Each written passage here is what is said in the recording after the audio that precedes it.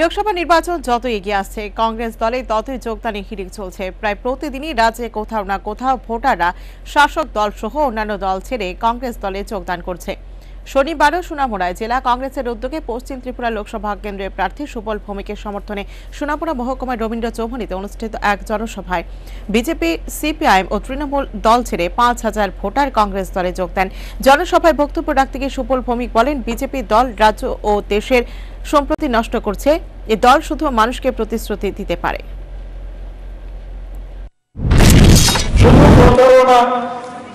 মানুষের সঙ্গে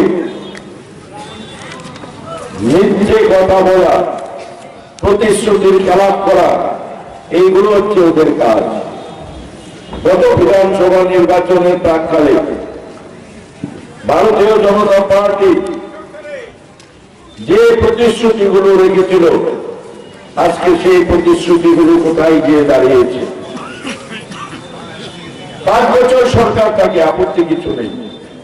প্রতিশ্রুতিগুলো ৫ বছরের মধ্যে পূরণ করতে হয়, কিন্তু ৬ মাস যেতে না যেতে এই রাজ্যের মানুষকে বোকা পেয়েছেন মুখ্যমন্ত্রী। ৬ মাস যেতে না যেতে বললেন যে এই নির্বাচনী প্রতিশ্রুতি ৫০% পূরণ হয়ে গেছে।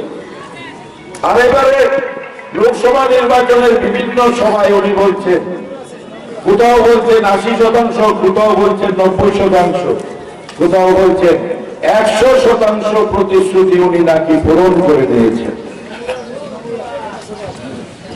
কি বলেছিল?